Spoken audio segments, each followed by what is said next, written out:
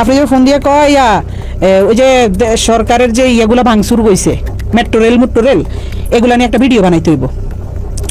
এ কথা বলে আমারে বলতে যে তোলাই ভাইয়া কিছু টাকা পাঠাইতেছি, তো হে তো যেটা বলে আমরা তো ভয় পাই। আমি কিন্তু হেরে বাঘের মতো ডরাই। আমি না, আমাদের টিমের সবাই তার বাঘের মতো ডরায়, কারণ মানে সে অন্যরকম মানুষ ভাই। সে ক্যামেরার ভিতরে একরকম, কিন্তু ক্যামেরার বাইরে খুব ডেঞ্জারাস একটা লোক। তারা কিন্তু সবাই ভয় পায়। ইউটিউব ইন্ডাস্ট্রিতে একটা টাইমে তার সবাই বাঘের মতো ভয় পাইতো। সবাই তার অফিসে ডাকাইতেছে, যারা আমরা টিমের যারা মানে ছাত্র আন্দোলনের সময় তার বিপক্ষে চলে গেছিলাম। তার বেল্টের বাড়ি আমার তো বেশি কেউ খায়নি। তো বেল্ট খুইলা আমার কুত্তার মতো পিড়াইতো। এই সময় তাকে ভিডিও কলে একজনের সাথে কথা বলিয়ে দেয়া হয়, যাকে বাংলাদেশের ভবিষ্যৎ প্রধানমন্ত্রী হিসেবে তার সাথে কথা বলানো হয়।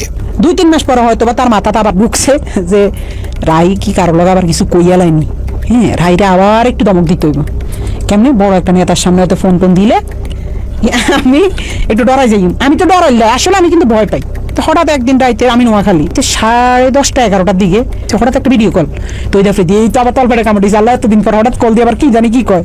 হঠাৎ ফোন দিয়ে কয়, শুন তোর লাগে একজনের সাথে একটু কথা বলাই দিবে, বুঝছস রাহি? পরে আমি কই, জি ভাইয়া, কোনো সমস্যা নেই, বলেন। পরে দেখলাম হঠাৎ করে বিপিনুর ভাইয়ের সাথে আমার কথা বলাই দিছে ভিডিও কলে। আমার কইতেছে একজনের সাথে তোর কথা বলাই দিব, সে কিন্তু নেক্সট বাংলাদেশের অনেক বড় মাপের একজন কেউ হবে, প্রধানমন্ত্রী বা মানে ভালো একটা পদে যাবে। তো পরে দি হাফিজ ভাইকে বুঝছি তো তোর ভাইয়ের অবস্থানটা? আমি কি, জি ভাইয়া বুঝছি। পরে কথা, সাবধানে থাকিস, ঠিক আছে? আমি জি ভাইয়া ঠিক আছে। শুধু বুঝাইছে যে তার লগে বিশাল বড় বড় হাত আছে, এই জন্য সে দেশে খুব রিল্যাক্স আছে, মানে বুঝাইছে এটা। তৌহিদ আফ্রিদি 5 আগস্টের পর দেশ ছেড়ে পালিয়েছিল। এরপর আসামি হয়েও আইনজীবী দিয়ে বাদীর মামলা পরিচালনা করা এবং নুরুল হক নূরকে নিজেদের পকেটে নেয়ার পরেই আফ্রিদি সাহস করে আবারও দেশে ফেরেন। 5 আগস্টের পরে 2 মাস 3 মাস সে আসে নাই। তখন আলহামদুলিল্লাহ বলছিলাম যে আল্লাহ সে না আসুক, সে তার মতো থাকুক, আমরা আমাদের মতো থাকি।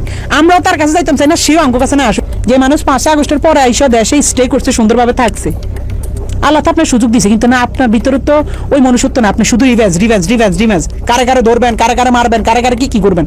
আপনার মনের মধ্যে শুধু এইসব হারামি। আল্লাহ কি আমরা ছাড় দিব? এসব কারণে তো আল্লাহ মনে ছাড়েন।